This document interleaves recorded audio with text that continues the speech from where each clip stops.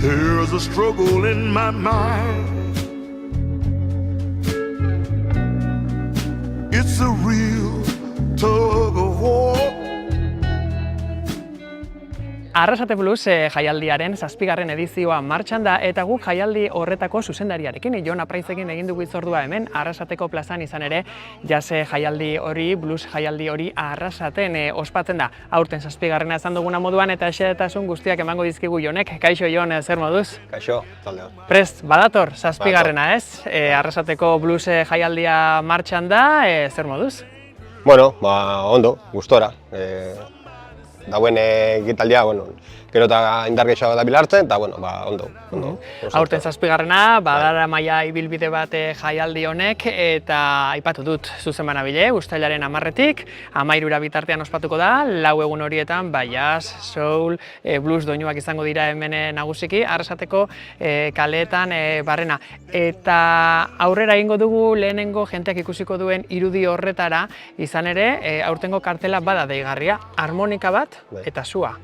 Bai, gure kartel guztietan, 7 edizioetan betik sua egonda, eta daukoguen beritasun bat gure karteletan, eta aurten Europa mailako harmonista onenetarikoak datoz, eta pentsago harmonikai importantzia gehiago emutia. Harmonika izango da orduan protagonista horietako bat gure jaialdi honetan, imaginatzen dut baita jaialdi honek 7. helburu batzuk ere badituela, antolakuntza taldean zuzendaria zara, zein helburu ditu jaialdi honek?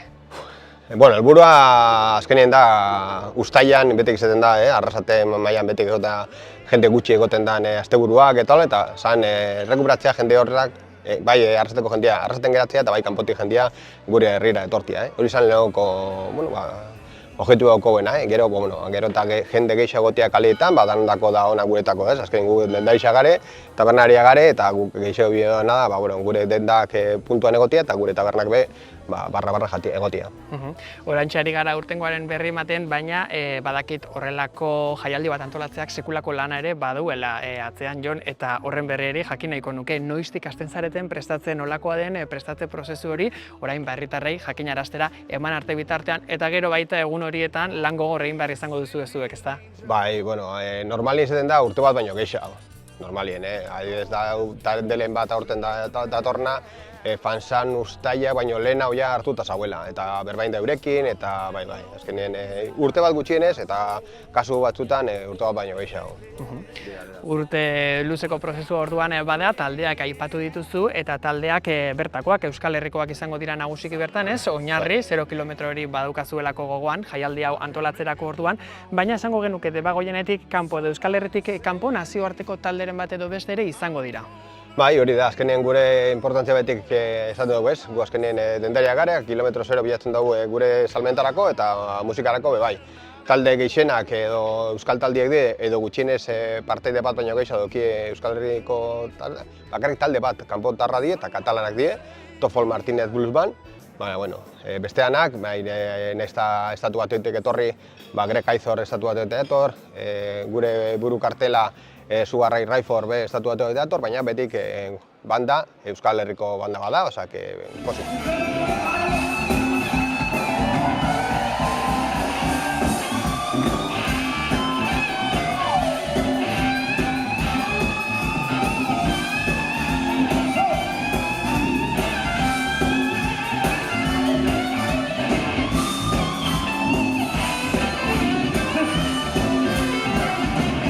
Beti sustraiak hemen Euskal Herrian, Jon, ikusi dut asko dominatzen duzula gaia, talde izen batzuk ezagunak egin zaizkit, besteak horren beste ez, agian gehiago jakin beharko nuke bluesaren inguruan, zuk asko dakizu, pasio baduzu, gustatzen zaizu eta horrelako jaialdiak antolatzen bai, baina gozatzen ere egoten zara, ezta? Bai, azkenean kontaktuak hemen mundu honetan oso, imagina danetan izango da, baina honetan kasuki oso importantia dira. Azkenean taldiak ebezdi oso ezagunak eta euren kontaktuak egiteko eta eurekin berba egiteko eta beste festival ditutara faten gare eurekin berba egiten eta disfrutatzera eta lan egitera bai. Hori da, disfrutatzera lan egitera, jaialdi ezberdinetako jentekin kontaktuan zaudete hitz egiten duzuela aipatu duzu, eta ez dakit Oñatiarrekin ere hitz egin duzuen edo ez, hortxe gu jakin badakigulako Oñatin ere aurten blues jaialdiren bat edo zerbait hor badabiltzala antolatzen. Bai, datorren hemendik 15 egunera aukiko daue eurak 25 eta 26an apirilean aukiko daue, eta bai, horrek abitze. Zeu ere bertan basabiltza laguntzen, eskatu dizuete aholku? Ez, baina gozaten joango naiz, lagun asko datoz, eta, berekin egon da geratu nahi, bai, han egongo gare. Ikusten dut gainera soinean baradamazula, Arrasate Blues izeneko kamiseta, hortxe zua urtengo kartelen harmonika, zua badauka Arrasaterekin ere, zer ikusia zu horrek, kamisetak ere aterako dituzu aurten ez, iazkoak izango dira? Hor gabitz ondion bueltak emuten. Ondion ez dauko finkatuta egin behar dugun, ez, ondioko... Denbora falta da, azken ukituak ematen, gu bagabitza pixka bat herritarra xaxatzeko honen berri aurreratzen. Ez dakit, iazkotik aurten gora, berrikuntzarik egongo den, zerbait aipagarririk, zerbait aldatu duzuen, herritarren eskaeraren bat edo beste jaso izan duzuen? Adibidez, gaur bertan, gaur atzaldien, hasten da Arrasate musikaleko lokalen baten, Arrasate musikal beti guri laguntzen dauz, swing, lindy hop eta blueseko dantzak ikastaro bat. Da, 50 pertsona baino gehiago apuntauta ja, eta justo gaur hasten da. Gero dauko intentzioa itxia presentazio antzeko bat emakumeak bluesian daukoen importantzia. Eta horretarako itxiar jago etorreko da emanaldi baten muten. Guretzat emakumeak munduan oso oinarriak izan badie, bluesean asko gehiago. Gero tapatu egin dira beti bezala, baina oinarriz bluesa emakumeak egiten zuten estatu batutan, eta horri buruz badauko intentzioa txarla batzuk egitea, eta harmonika munduan zeo zer egiteko hor gabitz horren. Hau da, jaialdi bat bai, baina jaialdi horretik haratago ere beste ekitaldi batzuk, berotzelan horietarako, direla dantza saioak, ero ikastaroak, edo hitzaldiak, ero solasaldia direla, basabiltzate antolatzen, beraz jaialdi horretatik haratago izango da. Egitaragoa aipatu duzu, emakumeek daukaten presentzia bluesean, ez? Gainera gogoan daukat, edizioaren batean ere, Arrasaten bertako abeslariren baten taldea ere izan duzuela bertan, ez da? Bai, adibidez, itziar jago hemen bizitakoa da, eta horten badator, beti Smitheri omenaldi bat egiten, eta zapatu guardian, beragongo da hotelien Paul San Martinekin. Oso ondo entzun ditugu talde batzuk, izen batzuk, berrikuntzak, zer datorren, zer izaten hortxe azkenean borobiltzen egitarau horretarako. Herriko plazan gaude, bertan egongo dira emanaldi batzuk, baina Arrasaten leku ezberdinetan da txoko ezberdinetan antolatu dituzu emanaldiak. Jon, joango gara poliki-poliki hemen gertu daukagun beste leku batera, iaz ere nigo nintzen bertan, kontzertu batean, gustora gainera, aurten ere bertan izango dira, eta kontatuko diguzu pixka bat, zein talde egongo diren, noin zein egunetan zein leku, eta zergaitik hautatu dituzuen horiek. Venga, pasen.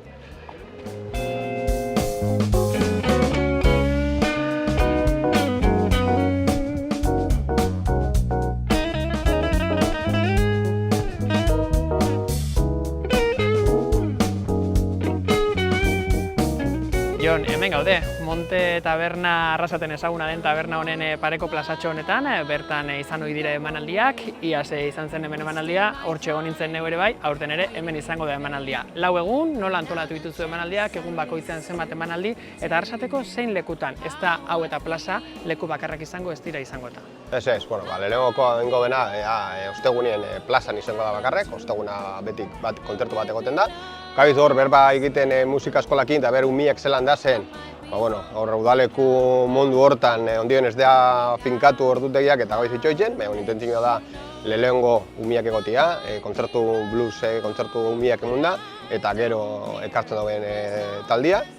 Gero ostiralien egongo da zigarrolan egongo gare, gero taupan eta gero irati parien, gero zapatuen hotelien, gero hemen, eta gero bixak plazan. Eta ja, igande guardixen egongo da lehena 1990ko enparantza hortan, Euskal Herria plazan, eta gero azaldeko bixak, aprobetxetan taupako 20 urte egiten dituela, jarriko du Los Gran Galerna, egongo dira bertan, eta Mexikotik ekarritako beraien lagun batzuk ere. Hori da. Bai, Lofeka Pulko bat osandik, Dugu emanaldi oso politxak egongo diela. Egitaragoa zabala bete-betea bai, eta hemen ari gara esaten ostirala larun bat igandea, hor ikusentzuleak ez daitezen ahaztu, Uztailaren inguruan ari gara hitz egiten, gu hemen ari gara pixka bat berotze lanak egiten, Uztailaren 10-etik, 13 bitartean izango direlako emanaldiak. Gure webgunean beti dago idana jarrita, arrateblues.com jartzen badie, hor dago ikabe dana. Aipatu dituzu hainbat leku, Montepareko taberna, Herriko plaza, Taupakoak 20 urte ere betetzen dituzelako urteerren hori, ez dira leku horiek bakarrik izango, zergatik hautatu dituzue leku horiek, Jon? Bueno, batzuk die, Ibai arte barruen dauzelako, eta, eta beste batzuk die, eurak gurekin jatzen dielako harremanetan, daudelako zerbait egitea. Normalien hori izaten da. Aipatu duzu, musika bai, giro paregabea egongo da, dantzarako aukera ere bai, aurten saio batzuk eta antolatu dituzue, arrakastatsu gainera izan ere, izen emateak izan duelako bere garrantzia hor, eta gainera izen eman duten horiek eskatu dizuete ikastaro trinko bat egiteko. Bai, hor gabiltza, iraierako zelan egiten dugun ikastaro trinko bat egiteko bai. Ikastaro bai, arrasateko dantzariak bertan egongo dira, jazz blues jaialdi honen bueltan, baina Gasteizetik, Donostitik, beste hiri batzuetatik ere gonbidatuko dituzue, suina daramatenak barruan, ez? Dantza hori egiten dutenak arrasatera etorri daitezen. Bai, normalien beste urteetan Gasteizetik etortzen die, baina pasan urtin adibidez zauen Gasteizeko jazzaldiakoekin hor fetxa berdinak eta unzakien eroak ekitaldi bat, eta hauten jogena da eurekin berba egin, eta ja adostu dugu, eurak Gasteizekoak etorretea, eta bai Bilbo eta bai Donostiko jendiai be, aber lortzen duen ona etortia, eta egotia jai bat hemen, eta dantza, eta musika, eta guztia. Aipatu dugu, xehetasun pila bat eman ditugu, Uztailaren 10-etik 13 azpimarratuko dugu berriz pasako dela hemen, blues jaialdi hau, baina jaialdi bat baino gehiago ere bada. Urtean zehar, hau da, egun hori heldu arte bitartean behintzat, ekitaldi, solasaldi dantzak eta antolatu dituzuelako, beraz, herritarrak hortxe adi egon direzela, zuen webgunera, saretara, baita goienara ere bertan emango dugulako guztiaren berri, elkar lan ere bai, baita tabernekin, elkartekin, dantza taldekin, eta guztien lanaren ondorioz da posible horrelako jaialdi bat. Bai, eta ez dago gerpatu, baina udaletzean laguntza ezinezkoa. Izan ere Ibai artek antolatzen duen jaialdi bat da, baina beti ere Arrasateko udalaren babesarekin.